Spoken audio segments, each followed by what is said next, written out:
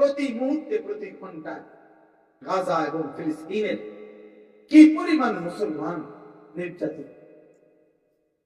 আমার ভাই, তোমরা আমার এই 2 মিনিটের কথাটা খেয়াল করে শোনো। এই গতকালকে আগের দিনও ফিলিস্তিনের একটা 9 বছরের ছেলে, তার একটা ছবি দিয়ে পত্রিকায় তার একটা আহ্বান, তার একটা প্রশ্ন পৃথিবীবাসীর কাছে সে করছে। 9 বছরের একটা ছেলের ছবি ছাপছে পত্রিকায়। ছেলেটার 2টা হাত বোমার আঘাতে পুড়ে গেছে। এই 2 হাতবিহীন ছেলেটা দাঁড়ায়া গোটা পৃথিবীবাসীকে প্রশ্ন করছে যে, জগৎবাসী, দুনিয়াবাসী বলো, দুশ্মনের বোমার আঘাতে আমার 2টা হাত পুড়ে গেছে, আমার বয়স 9 বছর, আমার আগামী ভবিষ্যৎ আমি কেমনে চলব? কেমনে চলব? দোস্ত, তোমার ছোট ভাই যদি প্রশ্ন করে, তুমি কি বলতাম? 6 বছরের একটা মেয়ে বাচ্চা, সে বলছে, পত্রিকা আসছে যে আমি খেলতেছিলাম, বোমার আঘাতে আমি বেহুশ হয়ে গেছি। হুঁশ আসার পরে আমি তাকায় দেখি আমার ডান হাতটা আমার সাথে নাই, আমার হাতটা কোথায় যেন উঠে গেছে। আমি জানি না আমার হাত, আমার হাতটাকে খুঁজে পাচ্ছি। আমার বাপ, এক বাচ্চা তো এটা বলতে পারে যে, মা, আমি আমার জুতাটা পাচ্ছি না, আমার খেলনা পাই না। অথচ এক বাচ্চা বলতেছে, আমি আমার হাতটাই খুঁজে পাচ্ছি না। প্রিয় বন্ধু, এরকম মনে করেন বসা আছে মুসলমান, এই অবস্থায় বোমার আঘাতে সারা পৃথিবী দেখছে এই দৃশ্য। বেঈমান ইসরায়েলের এই কুত্তাদের বোমার আঘাতে জীবন্ত এই মানুষগুলো তৎক্ষণাৎ বোমার আঘাতে উপরের দিকে উঠে উড়ে লাশটা, শরীরটা টুকরা টুকরা হয়ে ছিন্ন ভিন্ন হয়ে। আমার ছেলেরা, আমার বাবারা, এই নওজোয়ান মুসলমানের এই করুণ পরিণতি দেখলে, এত রক্তের উপরে দেখার পরেও তুমি এখনো ওই নারী ছবি, মোবাইল, অস্থির দৃশ্য নিয়েই ব্যস্ত আছো। এখনো তোমার কপালে মালিককে একটা সেজদা দেওয়ার প্রয়োজন বোধ করলা না। এখনো চুলগুলো তোমরা দুশ্মনের মতোই, ওই ইহুদি খ্রিস্টানদের মতোই বানায় রাখলা। আজ বিবেকের কাছে প্রশ্ন করে গেলাম, এটা বন্ধু ইনসাফ হয় কিনা? এক মুসলমানের বাচ্চা হিসাবে এক মার পবিত্র দুধ যদি খাও, কোন মুসলমান বাবার ঘরে যদি জন্ম নিয়ে থাকো, বেনামাজি যুবক, মনে রাখো এটা মানায় কিনা? তুমি তোমার বিবেককে প্রশ্ন, তোমার ইনসাফকে তুমি বইল, তার মতো এই চুলগুলো রাখলা তোমরা। একটা বারো ভাবনা না যে এগুলো বেঈমানের চুল, এ তো কাফেরের চুল। তুমি না মুসলমান? তুমি না মুসলমান? বলে কার মতো চেহারা বানাইলেন? আয়ার বেঈমানকে পছন্দ হলো কেন মুসলমান? ইহুদি কুত্তাদেরকে পছন্দ হলো কেন? খ্রিস্টান বেঈমানদেরকে পছন্দ হলো কেন? যাদের কাছে ন্যূনতম কোনো ভদ্রতা নাই, মানবতাবাদের ইউরোপিয়ানের বেঈমানদের কাছে নাই, আমেরিকার ওই বুড়া শয়তান ট্রাম্পের কাছে কোনো মনুষ্যত্ব নাই, ইসরায়েলের ওই কুত্তা নেতানিয়াহুর কাছে কোনো মনুষ্যত্ব, মানবতা, হিউম্যানিটি বলতে কিচ্ছু নাই তার মধ্যে। পৃথিবীর কোন কালে, এই পৃথিবীর শুরু থেকেই পর্যন্ত পৃথিবীতে যুদ্ধ চলছে মিয়া। সর্বযুগে পৃথিবীতে যুদ্ধ ছিল, যুদ্ধ আছে, কিন্তু পৃথিবীর কোন ধর্মে, কোন জাতিতে যুদ্ধনীতিতে নারী, শিশু, বৃদ্ধকে হত্যা করা পৃথিবীর সমস্ত যুদ্ধ নীতিতে নিষিদ্ধ। এটা তো পৃথিবীর একটি স্বতঃসিদ্ধ বিষয়। অথচ এই কুত্তা বেঈমান, এই নর পশু পিশাচরা, যারা মানবতার কলঙ্ক, তারা নারী, শিশু, বৃদ্ধকে এইভাবে অকাতরে হত্যা করছে। এটা পৃথিবীর কোন নীতিতে, ভদ্রতার কোন নীতিতে পড়ে মিয়া? এরা মানুষ বলো? এরা কিসের মানুষ বলো ভাইয়া? এরা মানুষ কিভাবে, যাদের কাছে মানবতার সামান্য সংজ্ঞা বলতে কিছু নেই? ওরা কিসের মানবতা শিখাবে আমাদের? ওরা কিসের ভদ্রতা?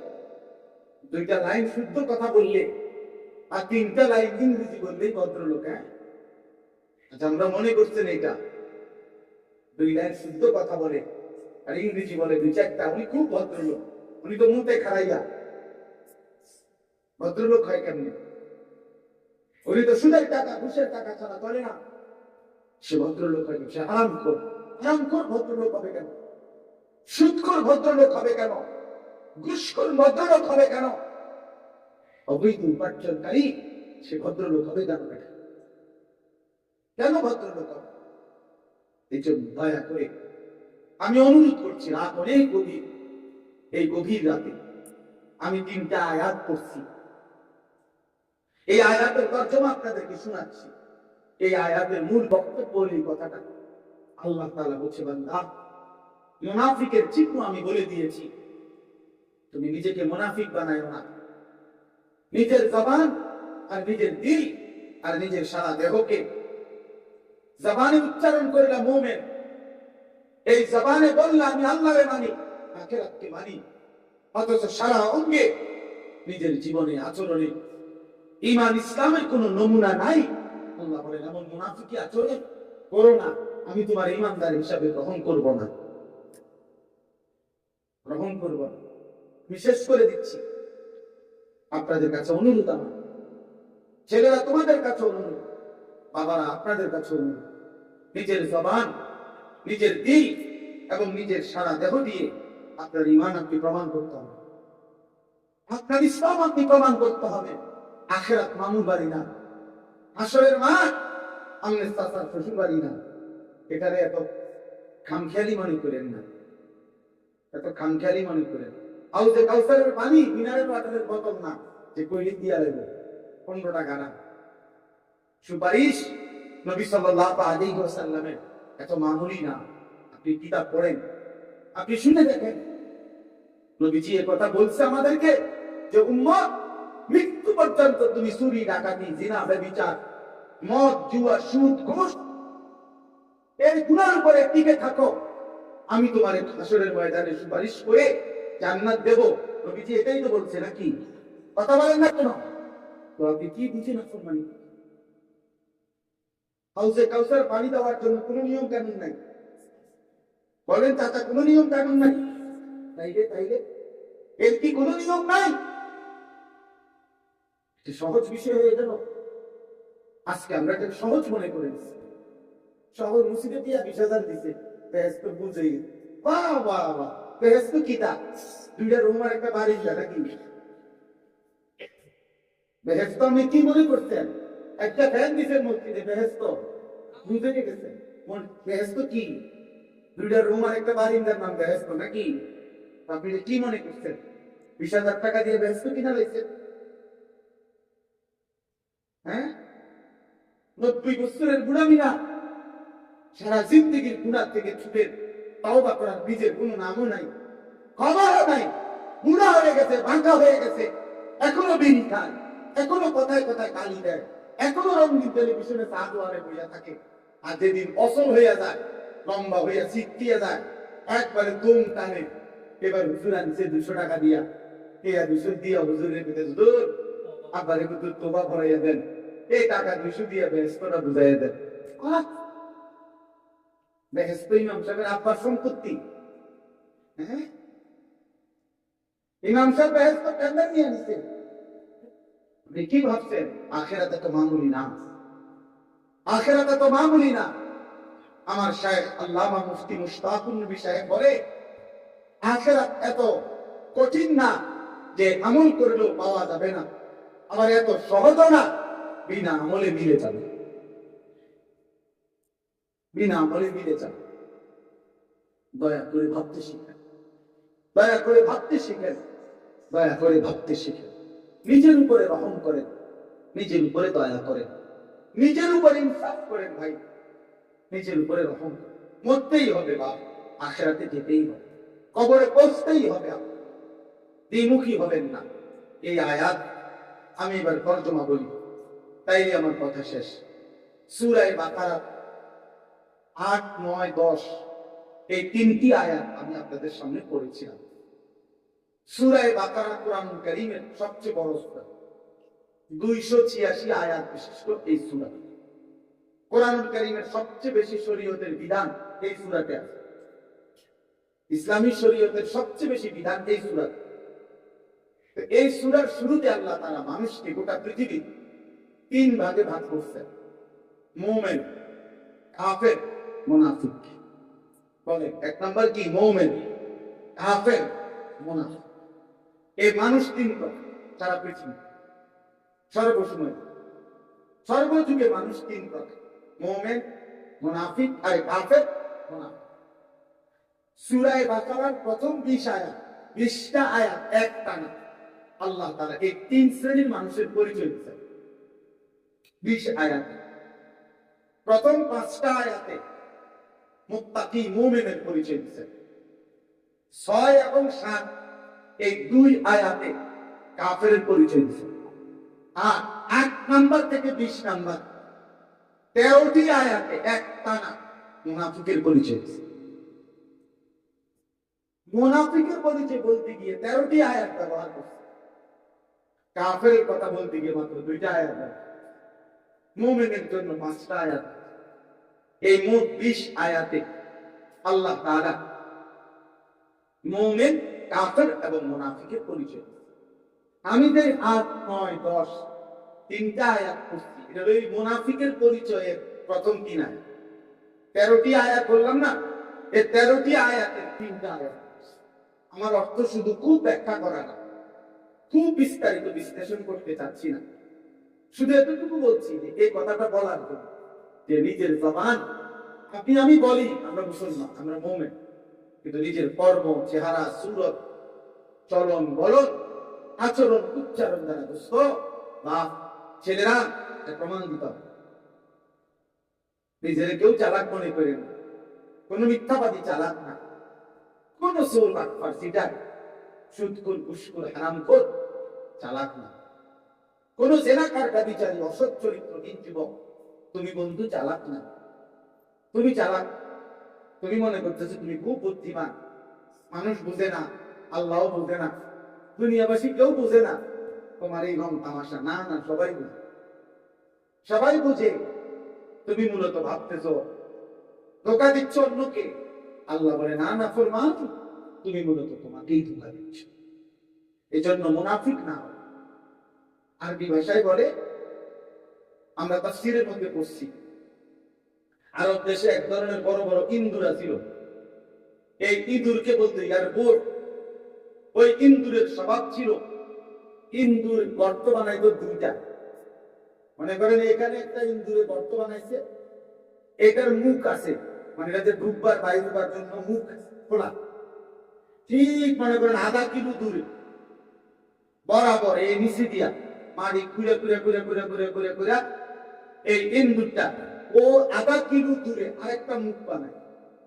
কিন্তু ওরা চালাকি করতো, ইন্দুরটা ওই যে মুখখানা, এইটার মুখে দিয়া উপরের যে মাটিটা এইটা ফেলাইতো না, মানে সরাইতো না।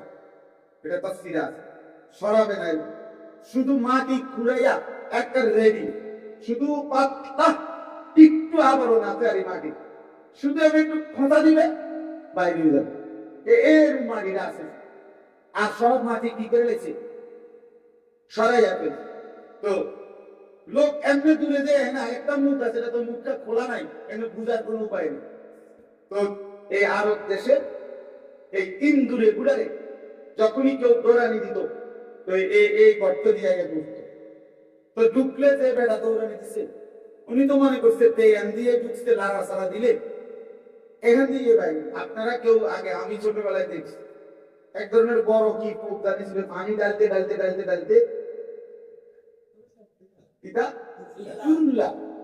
এইটা আবার কি এখান দিয়ে বাইরে বাইরে হন লাগবে, এতে পানির পরিমাণ ডালছিল ভিতরে শেষ পর্যন্ত। এই আমরাও দেখছি ছোটবেলায় এইগুলো এমনি বাইরে এন দিয়ে বাইরে, তো তুরুল্লা তো এন দিয়ে বাইরে হয়। কিন্তু ওই ইন্দুর এই হারামি ওই বেটাতে এখানে দাঁড়ায় রয়েছে, লাড়া সারা দিতে আছে, যেতে বাইরে ওই দিক দিয়ে পিটবো, কিন্তু সে ওই আধা কিলো দূর দিয়া ওই টুস করে এই ছোট্ট তার তো মুখ রেডি করা এটা দিয়া বাইরে হয়ে যায়। তখন এই লোক ওইখানে তাকায়, যখন দেখে যে হে এদিক দিয়ে বের হয়ে গেছে গা দৌড়, তখন আরবরা বলতো না ফাঁকালিয়ার গো, হায় হায় হিন্দু মুনাফিক কি করলি, কি করলি, মুনাফিক কি করলি? তুই আমারে বুঝাইলি তুই এদিক দিয়ে ঢুকছ, এদিক দিয়ে বাইরে গেলি, তুই যে আবার এদিক দিয়ে বাইরে গেছ, এটা তো আমি বুঝছি না, তুই তো আমার লোকে বাটপাড়ি করলি। এইটা আরবিতে বলে মুনাফিক। এই মুনাফিক কেমন হয়, মানে এরকম হয়, আমার দেখাইছে আমি এদিক দিয়া, অথচ সে বাইরে গেছে আরেক দিক দিয়ে। তো আল্লাহ তাআলা কোরআন কারীমের মধ্যে বলছে মুনাফিকের স্বভাব। অনেক সূরা আয়াত, একটা পূর্ণাঙ্গ সূরা আছে। এই আয়াতে দেখেন আল্লাহ তাআলা বলেন মুনাফিকের পরিচয়, অমিনান নাসি মান ইয়াকুলু, কিছু মানুষ আছে যারা বলে আমান্না বিল্লাহি ওয়াল ইয়াউমিল আখির, আমরা আল্লাহর উপরে ঈমান আনলাম, আমরা আখিরাতের উপরে ঈমান।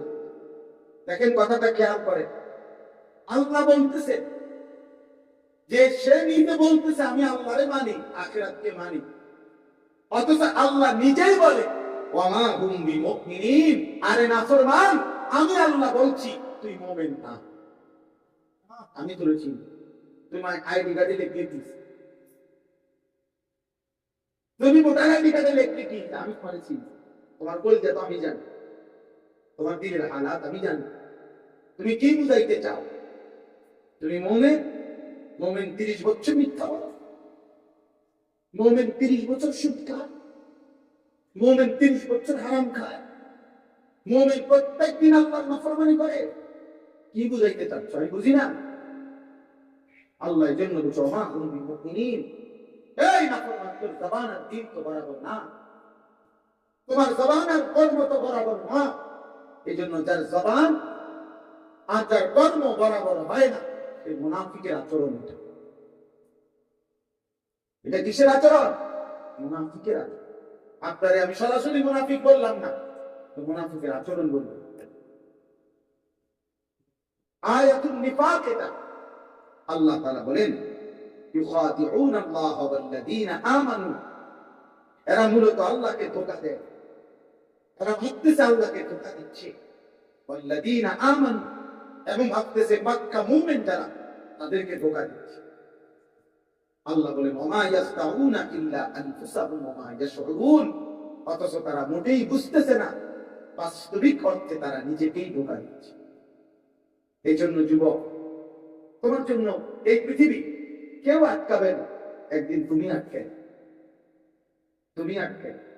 আমি সব সময় বলি এই পৃথিবীতে আল্লাহ পাক রব্বুল আলামিন প্রয়োজন পরিমাণ মুজাহিদ আল্লাহ দ্বীনের জন্য সাচ্চা মুমিন সর্বযুগেই আল্লাহ তৈরি করেছেন, করবেন, করতে থাকবেন কিয়ামত পর্যন্ত।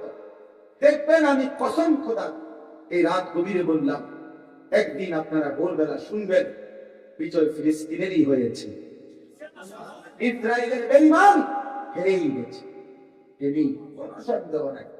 যদি কোনোদিন শুনেন ফিলিস্তিনের আর একজন মুসলমানও বেঁচে নাই, সেদিনও ইয়াকিন করবেন খোদার কসম যে বিজয় ফিলিস্তিনের হবে, হবে ইনশাআল্লাহ, আদাই হবে। এই আল্লাহর ওয়াদা মিথ্যা হতে পারে। এই ইহুদি জাতি, এদের ইতিহাস জানেন, এরা কোনোদিন, আমি রাত দেখি এজন্য বললাম না লম্বা করে, ইহুদি জাতি পৃথিবীতে কোনোদিন এদের ইতিহাস হলো এরা জীবনে কোনোদিন পৃথিবীতে বিজয়ী জাতি হিসাবে টিকতে পারে, কোথাও যেতে না, এদের বিজয়ের কোন ইতিহাস নাই। এটা মজার কথা। কোন সময় বনু নজির, বনু কুরাইজা, বনু কাইনুকা মদিনায় ইহুদি গোত্র ছিল, এরা জিতে নাই। খায়বার ইহুদিদের এলাকা ছিল, তারা দখল করে রাখছে, এরা ওইখানেও জিতে নাই। এরা ইউরোপের যেখানে গেছে ওইখানেই তারা বিতাড়িত হয়েছে। হিটলারের মতো কাফেরও তাদেরকে হত্যা করছে কিনা বলেন না কেন? তাইলে ইহুদি আর ফুটবল, আমি সবসময় বলি বরাবর, ইহুদি আর ফুটবল খেলার নিয়ম হইল শুধু লাত্তি, হাত লাগাইলেই ব্যাপারী হুইসেল দেয়, হ্যান্ডবল হয়েছে, তাও বিচার হইব, হাত লাগাইলা কেন? যদি জিজ্ঞাসা করে কি করতাম, শুধু লাত্তি, যত দূরে লাত্তি তত ভালো খেলোয়াড়। এই এই নাহুদি খোদার কসম, এই পৃথিবীতে তাদের আজীবনের ইতিহাস তারা শুধু লাথি খাইছে, এখনো লাথি খাবে, এখনো লাথি খাবে। এটা আমি বললাম বিজয় হবেই মুসলমান। আল্লাহ প্রয়োজন পরিমাণ মোমেন, ইমানদার, মুজাহিদ, জানবাজ, সৈনিক এই জমিন আল্লাহ তৈরি করবে, সারা পৃথিবীতে কালেমার বিজয় হবে। কিন্তু দেখার বিষয় হলো আমারে নিল কিনা আল্লাহ, তোমারে নিল কিনা, এইটা হলো দেখার বিষয়। দেখার বিষয় চরিত্রহীন যুবক হয়তো তোমার একটা নিল না, তুমি ওই গুণের মধ্যেই পড়ে রইলা, নাফরমানির মধ্যেই পড়ে রইলা। আল্লাহ তার প্রয়োজন মাফিক মুজাহিদ মুমিন ঠিকই আল্লাহর জমিনে আল্লাহ ব্যবস্থাও করবেন, মুমিনের বিজয়ও আল্লাহ দান করবেন। এই জন্য আল্লাহ বলছে এই শেষ আয়াত হলো ফি কুলুবিহিম মারাদুন ফাযাদাহুমুল্লাহু মারাদা। আল্লাহ তাআলা বলেন যারা মুনাফিক তাদের অন্তরের মধ্যে মূলত রোগ, অর্থাৎ তার অন্তরের মধ্যে মূলত কুফরি, তার অন্তরের মধ্যে মূলত নাফরমানি। আমি আল্লাহ, এই কথাটা ভয়ানক, আবারও বলছি ভাই, এই শেষ কথাটা আল্লাহ বলছে আমিও তার রোগ আরো বাড়াইয়া দিলাম, কুফরি আরো বাড়াইয়া দিলাম, মুনাফিকি আরো বাড়াইয়া দিলাম। ওয়ালাহুম আযাবুন আলীমুন বিমা কানু ইয়াকতিবুন। আর চিরেই এই যে মিথ্যা আচরণ, মুখে বলল মুসলমান অথচ কর্মে আচরণে বুঝাইল মুনাফিকি, বিরোধিতা, আল্লাহ বলেন এই মিথ্যা কথা বলার কারণে আমি আল্লাহ তাদের জন্য অত্যন্ত মর্মান্তিক আযাব রেখে দিয়েছি, জাহান্নামের আযাব। এজন্য প্রিয় ভাই আমার, বাপ আমার, নিজেকে মুনাফিক থেকে বাঁচান, নিজেকে মুমিন প্রমাণ করেন।